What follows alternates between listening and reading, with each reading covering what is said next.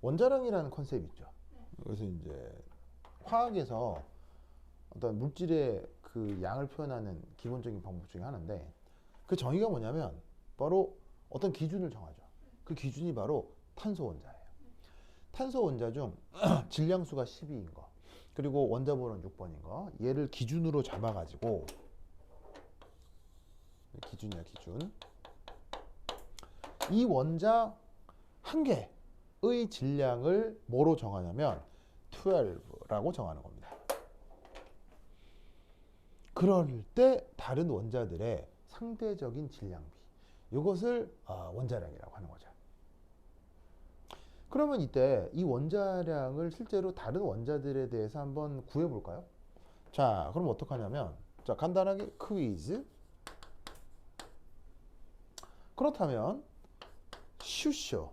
자, 슈쇼의 원자 번호 몇 번? 1. 그리고 동위원, 특별한 동위원소 제하고 수소의 질량수는 가장 흔한 게 뭐? 1. 무슨 말 알겠죠? 다른 동위원소 제하고. 자, 그래서 수소는 저렇게 이제 보시다시피 원자 번호 1번, 질량수 1번인데, 요 놈의 원자량을 한번 구해보자. 어떻게 될 것이냐. 자, 그럼 솔루션. 그러면 원자량을 구하려면요, 가장 중요한 게 뭐냐면 첫 번째 1, 원자 한 개의 실제 질량을 알아야 됩니다. 원자 한 개의 질량을 알아야 됩니다. 자, 예를 들면 이렇게 덩어리로 사람 눈에 보일 정도의 물건은 질량 측정하기 쉽습니까? 어렵습니까? 뭐 별거 아니죠. 저울 가져다가 위에 대면 되는 거 아니에요? 그런데 원자, 더더구나 한 개는 사람 눈에 보여요, 안 보여요? 보일 리가 없죠. 그럼 이렇게 사람 눈에 있는지도 없는지도 보이지도 않은 것들의 한 개의 실제 질량을 구할 수 있을까요? 실제로 구할 수 있다는 거죠. 어떤 장비를 이용하면? 바로 매스 스펙트로미터라고 하는 기계가 있습니다. 그래서 이제 우리말 번역은 질량 분석기라고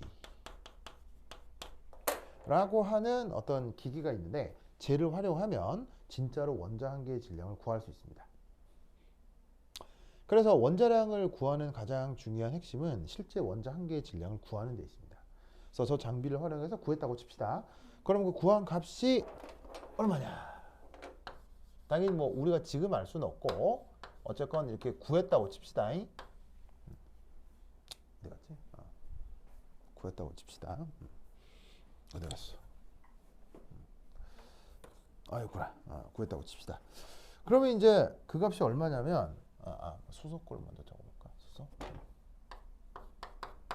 수소 원자 한 개의 질량을, 뭐 이거 외울 필요는 없어요. 이게 나와 있는 데이터가 1.6735 곱하기 10의 마이너스 24승 인 것을 실제로 측정할 수 있습니다. 그렇죠? 실제로 측정할 수 있습니다. 네. 그 다음 마찬가지로 탄소 역시 한 개의 질량을 측정할 수 있습니다. 그러면 대략 값이 얼마냐면 1.9926 곱하기 10의 마이너스 23승입니다.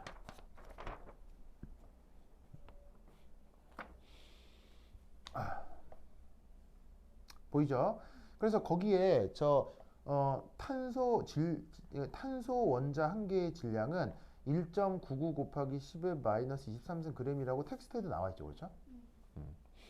그게 이제 조금 더 자세한 수치로는 1.9926 뭐뭐뭐 더 나가는데, 대충 저 정도. 이런 식으로 그램이라는 단위가 붙었다는 얘기는, 단위가 붙어 있죠? 단위가 붙어 있다는 말의 뜻이 뭐냐면 진짜 측정을 했다는 거예요. 알겠어요? 이 자연과학의 물리량 중 단위가 붙어 있는 거는 진짜 측정하는 거예요. 그렇죠? 그러면 저건 진짜 측정해서 나온 값이니까 저 값에는 무슨 이유가 있는 거예요? 그냥 그런 거예요. 그냥 그런 거죠. 알겠죠? 그러면 저 값은 무슨 이유가 있는 게 아니라 그냥 그런 거니까 빼도 박도 못하게 그냥 저런 거죠. 그럼 저 한 개의 질량에 대해서 뭘 하는 거냐? 비례식을 세우는 겁니다.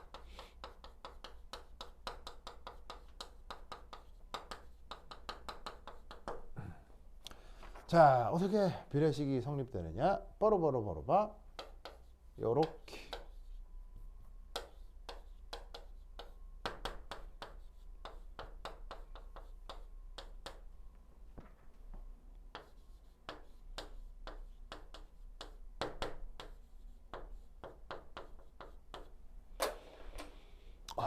보세요.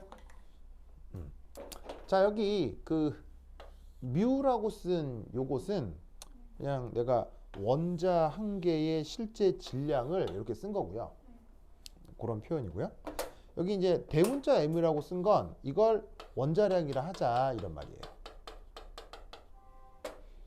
그럼 뭐냐면 탄소하고 수소의 원자량의 비는 탄소하고 수소 원자 한 개의 비와 같다. 즉 요것 대 요거는 요것 대 요거. 그게 비례관계라는 얘기인 거죠. 그 비례관계의 질량 비. 그걸 원자량이라고 하는 거니까. 그러면 비례식이 있으니까 비례식을 풀면 되겠네요. 그래서 비례식을 풀면 예를 들면 예. 자, 이 같은 경우 어떻게 되겠습니까?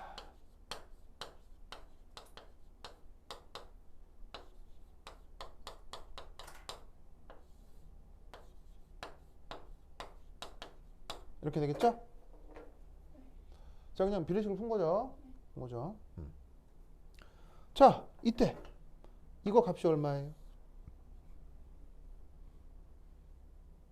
10이라고 한 요거요. 요거. 그리고 여기에 있는 요 질량 어디 있어요? 여기 있고 여기 있잖아요. 여기에다가 쇽쇽 넣는 거죠. 1.6735 넣고 1.9916 넣고. 그러면 자, 가능한 계산이에요? 불가능한 계산이에요? 당연히 가능하죠. 그래서 열심히 계산을 하면 계산 같은 걸로 이용해가지고 계산을 하면 이 값이 얼마가 나온다?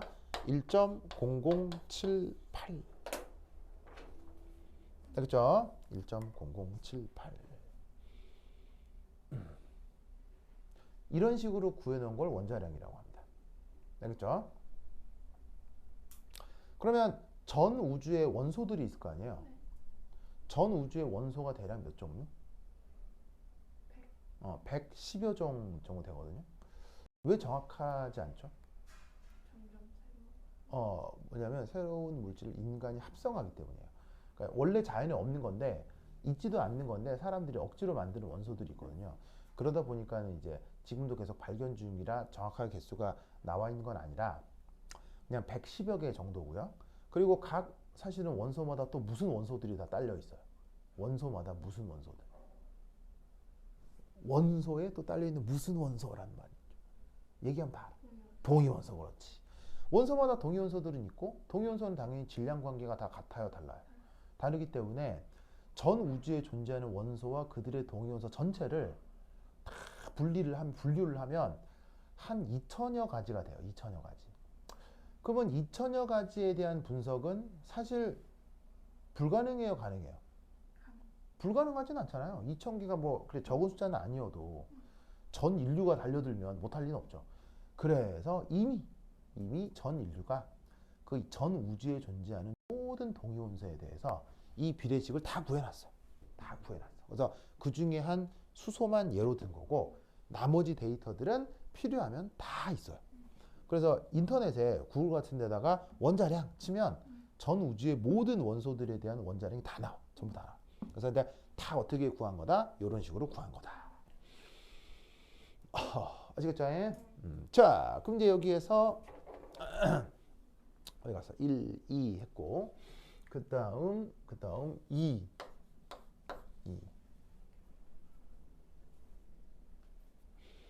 자, 그런데 이 원자량은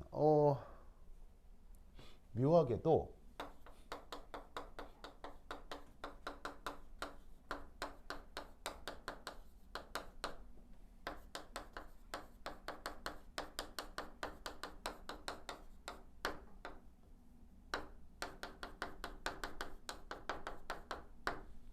그 질량수랑 굉장히 비슷하죠. 뭐 예로 들어 볼까요?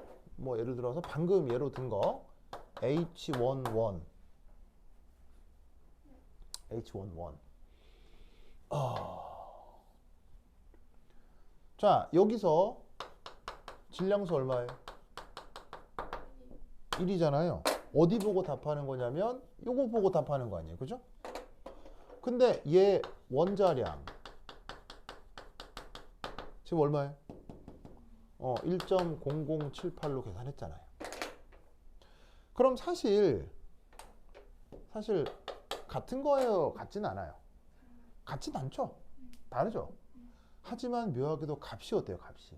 숫자가 아주 비슷하죠. 그게 원자량하고 질량수의 묘한 관계예요. 왜 그럴까요? 왜 비슷할까요? 값이?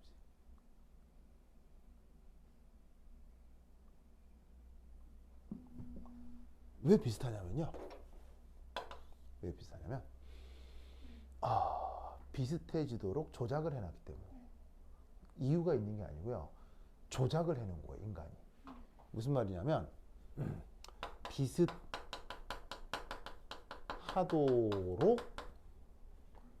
그 기준을 이거로 삼은 거예요.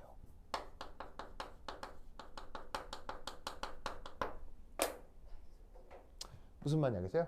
자, 뭔 말이냐면 왜 원자량의 기준이 탄소일까요? 그리고 탄소를 정했을 때 왜 10이라고 정했을까요? 13은 안 돼요? 14는 안 돼요? 다 되거든요? 돼요. 13이라고 해도 되고 14라고 해도 되고 탄소가 아니라 수소여도 되고 산소여도 되고 다른 원소여도 돼요. 근데 왜 하필 탄소를 정했고 왜 10이라고 정했느냐? 그래야 비슷해져서요. 그래서 컴퓨터가 막 발전해 있잖아요. 그래서 저 기준을 사람이 여러 가지로 다 바꿔본 거예요. 여러 가지로 바꿔서 찾은 거예요. 뭘 찾은 거야? 비슷해지는 거예요. 그게 바로 탄소고 그게 바로 10이에요. 그래서 과거에 그 계산 기술이 발전하지 않았을 때는 탄소 말고 산소나 수소가 기준이었어요. 그래서 수능 기출 중에는 원자량의 기준이 산소이면 원자량이 어떻게 변할 것이냐, 아보가드로수가 어떻게 변할 것이냐를 냈던 기출 문제도 있어요. 그게 사실은 수능 기출이기도 하지만 사실은 과학사 측면에서 중요한 문제이기도 하거든요. 그래서 수능 문제가 때로는 굉장히 좋은 문제들이 나올 때가 있어요. 그게 세금 들여 만든 문제라 때로는 굉장한 퀄리티의 문제들이 나오기도 하거든요. 뭐 어쨌건.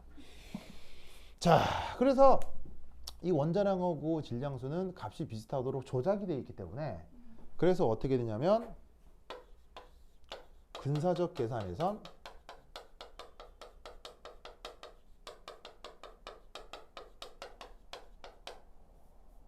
원자량을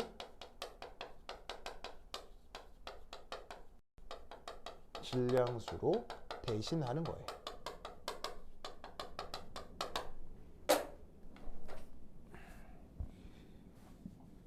그래서 문제일 텍스트에 보시면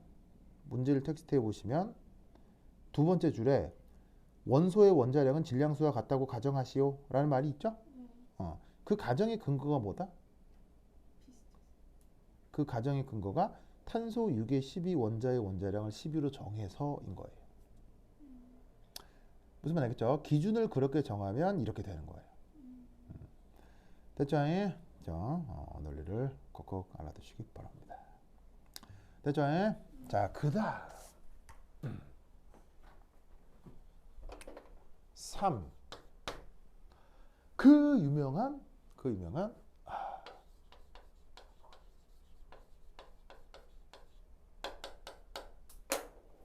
야보가드로 슈.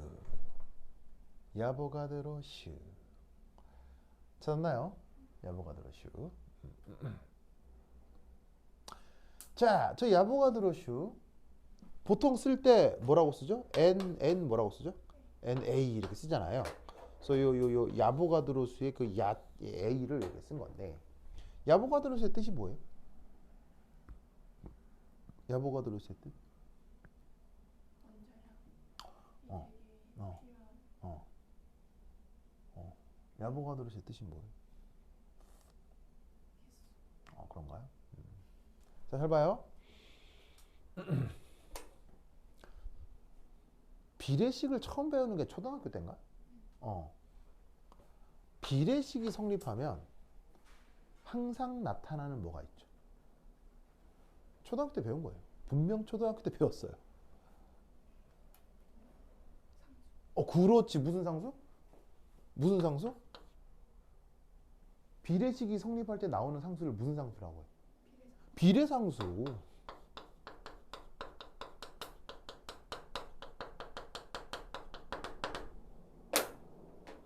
그걸 뭐라고 한다? 아보가드로수라고 하는 거예요. 무슨 말인지 알겠죠? 원자량을 비례식을 통해 정한 거 아니에요? 비례식을 통해 정했으니 비례상수가 있겠죠. 그래서 어떻게 된다? 이 아보가드로수는 보로보로 이겁니다. 원자량과 원자 한개 질량 사이의 비례상수입니다.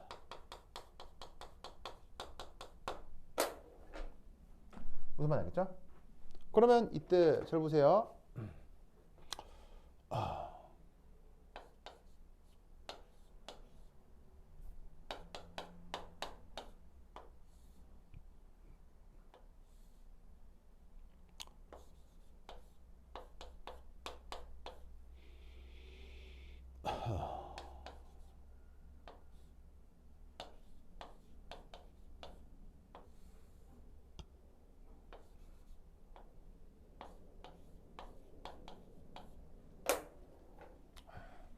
보십니까? 저 둘 사이의 관계는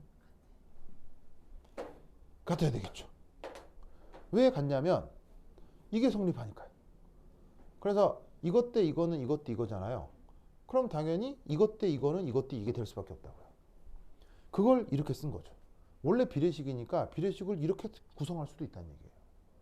그러면 이 값을 뭐라고 하자? 이걸 야보가드로 수라 하자 이런 말이에요. 뭔 말인지 아시겠습니까? 즉 수소 한 개의 질량을 수소의 원자량을 수소 한 개의 질량으로 나눠도 아보가드로 수가 나오고요. 탄소 원자량에다가 탄소 한 개의 질량을 나눠도 아보가드로 수가 나오는 거예요. 그럼 이때 탄소 한 개의 탄소의 원자량 얼마였어요? 12였고요. 탄소 한 개의 질량이 얼마였죠? 보시다시피 1.9926 곱하기 10의 마이너스 23승 그램. 그죠? 알겠죠? 이때 여기다가 편의상 각 원자량에다가 그램 퍼 몰이라는 단위, 그램 퍼 몰이라는 단위를 곱해줍니다. 알겠죠?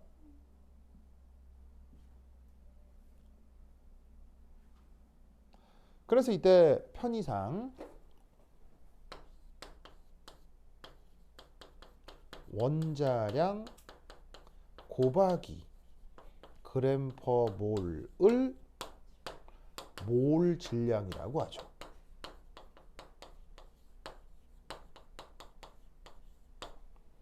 그래서 몰이라는 개념을 도입하면서 원자량에다가 그램 퍼 몰, 원자량에다가 그램 퍼 몰을 곱해주는 거죠. 그러면 이때 12 그램 퍼 몰 나누기 1.9926 곱하기 10의 마이너스 23승 그램 계산이 되겠죠? 나온 값이 그게 6.03. 원래는 6.022 뭐 이런데 여기 이제 요 문제에는 1.99까지가 나와 있어서 1.99로 나누면 대략 이 정도 값이 나옵니다. 곱하기 10의 23승이 되고 그럼 단위는 뭐가 되겠어요? 단위는 몰의 역수 단위가 나오는 거예요. 왜냐하면 어떤 단위가 약분이 되겠어요? 그램이 약분이 되고 몰이 남겠죠?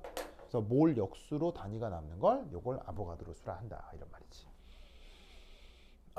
그래서 지금 이 문제에선 이걸 구하라고 하는 거예요. 그래서 아보가드로 수를 구하라고 했을 때 그냥 이렇게 해도 되는데 요거 한마디 써주면 이게 다른 사람들하고 굉장히 뭐냐면은 차별이 되는 답이 되는 거죠. 알겠죠? 거다. 역시 볼게요. 해줄게요. 8.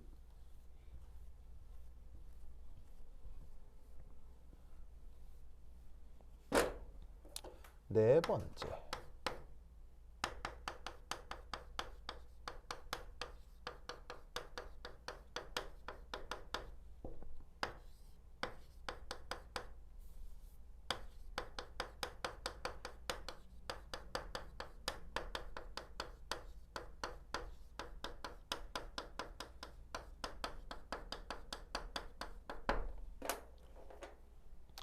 자, 동위원소가 있다는 건 알죠? 동위원소 영어로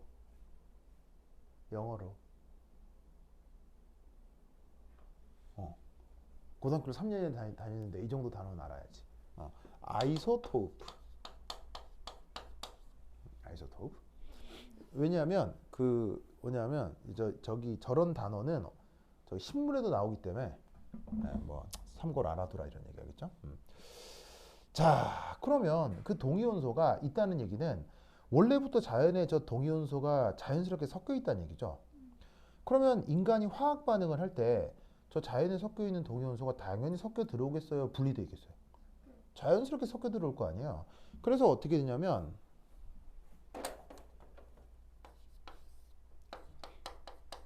인간 활동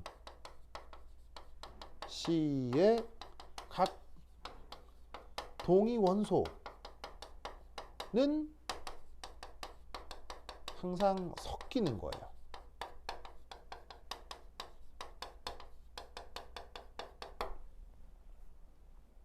무슨 말 나겠죠? 그래서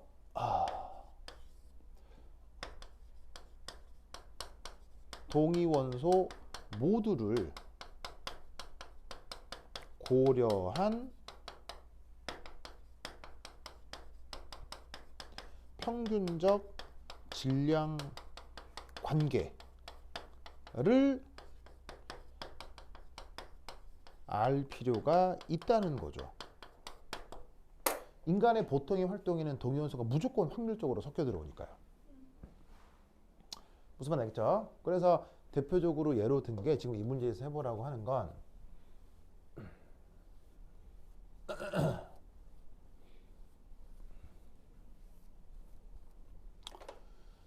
자, 예로 들어서 요거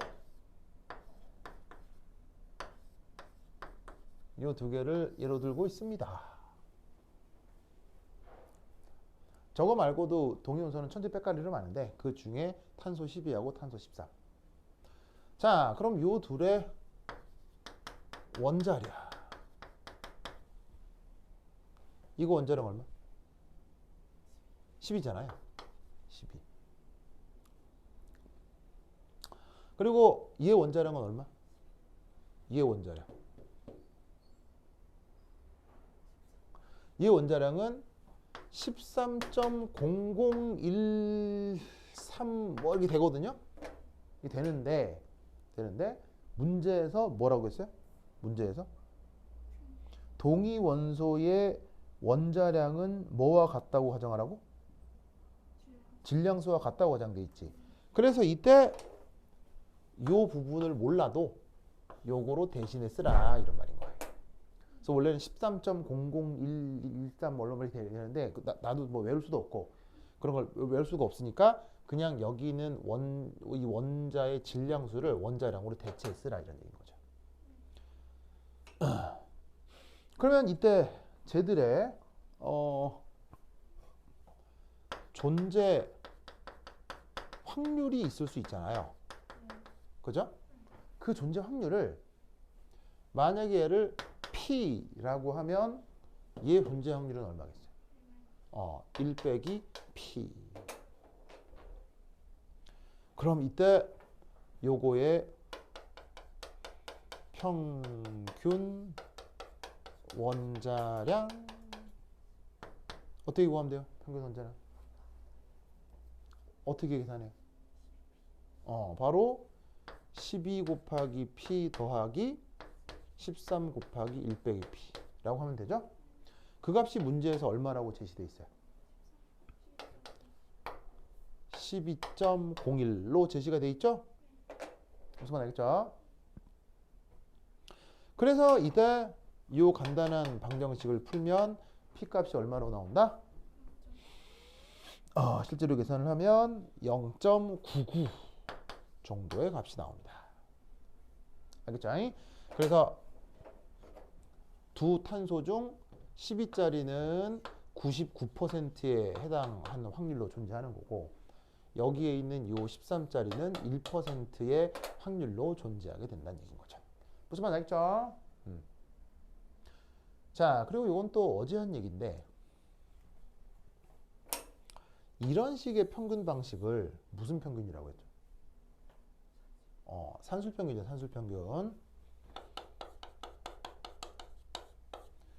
왜냐하면 평균 중에 조합평균, 기하평균 이런 거 있죠. 수학 시간에 배우잖아요. 그래서 평균도 방식이 다양합니다. 그래서 지금 저기서 얘기하는 평균은 산술평균이라는 거.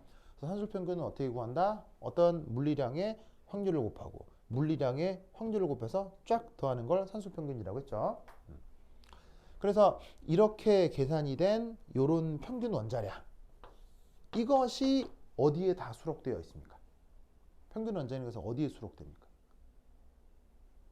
평균 원자량. 바로 책이요. 그렇죠. 그 수록된 것이 그게 또 책에 나오니까 바로 주기율표에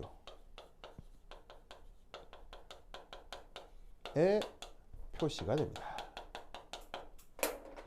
알겠죠? 그래서 주기율표에 등장하는 그 원자량들은 저런 식으로 계산한 평균 동위원소들 사이의 평균적 평균적 원자량을 저 주기율표에 표시를 한 거다 이런 말이죠. 보면 알겠죠? 그렇죠? 오케이, 됐다.